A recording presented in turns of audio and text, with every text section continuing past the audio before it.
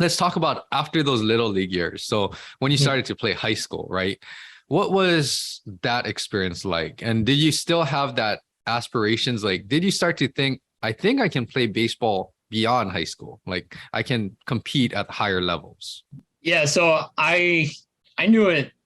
I mean, my rise and me becoming solid to I mean, I'd say a star baseball player. I don't like to consider it that, but was pretty meteoric. I mean, it was age 12, 13. I was like, I mean, I was playing on these high school fields and hitting balls, I mean, further than guys that have been in high school for 3 years. And I mean, I was a small guy. I mean, I'm only 5'8" and $180 now. I was 5'6" and maybe like $160 then. And I was just like, I mean, it was fun. I was strong. I was, things were looking up. And then I was a freshman in high school and I was the starting catcher as a freshman on my high school baseball team and started catching all 4 years. And I would either hit third, fourth, or fifth in the lineup. So, I mean, I was always in the middle of things. Yes. I was that guy that I wanted to be. I was the one that was counted on. I knew I was going to play every day. And I knew at that point, I'm like, I have a future in this. And I really, college was my route that I wanted to go. I didn't necessarily want to go play professional baseball. Now I look back and there's part of me that I wish I would have been more open to that. But I mean, when scouts would talk to me my junior and senior year, it was, you know what, I'm signed to play at Cal State Fullerton. That was a dream school for me.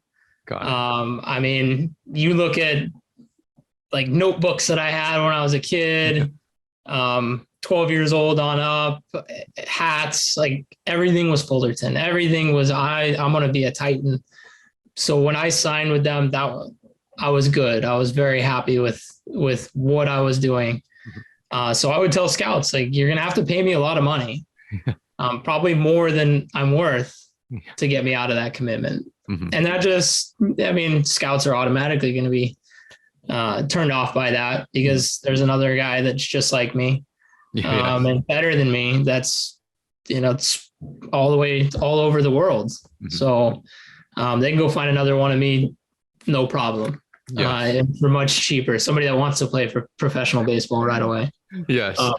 So when you think about that too, just through high school and everything, we're going to kind of intersperse the strength and conditioning aspect because you've trained in so many different ways. So, after you kind of got out of little league, freshman to senior year in high school, how did your strength and conditioning change or complement the baseball a little bit more? What kinds of training did this entail? What were you basically doing?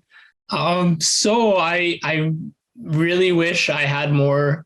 I got away from the personal trainer, actually went to another personal trainer who was more into the balance, and we rarely lifted weights. It was a lot of body weight. His thought process was basically like, if you can't lift your own weight, then you have no business putting any kind of weights in your hands. And if you can't lift your own weight, under balance or under distress, you shouldn't have any weights in your hands. And so it taught me balance. I mean, I was standing on medicine balls and doing squats on top of these medicine balls. And I mean, just really interesting things. I was doing kneeling on the exercise ball, like the kneeling on him, and he'd hit me in the stomach with a PVC pipe. This was at 24 Hour Fitness too. Got it. And my dad was like, whatever, like, go, like, have fun with him. This is what we're looking for. And I really appreciate that, because now to this day, I think that helped me understand my body and understand just body fundamentals, body mechanics, body awareness. Yes. And like where all my stuff is at, I mean, now to this day, it has made me more athletic. Doing that type of training. But when I got out of that, it just became like a hodgepodge of everything. Okay. It was a lot of weightlifting. So squatting, I rarely deadlifted. I still to this day do not like to deadlift.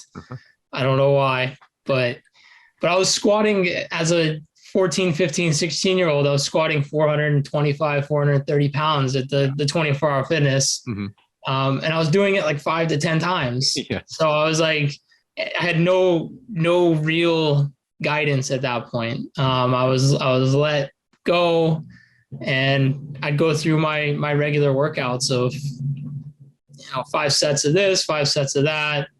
But I had an idea of how to do these things properly. Got it. So I mean, they were happening. Just it was all my training. Yes. And I think back and probably should have had more guidance, more of a plan. And that's where, now that I've done CrossFit, I look back and I wish I would have been doing CrossFit at that time, because that's what I was looking for.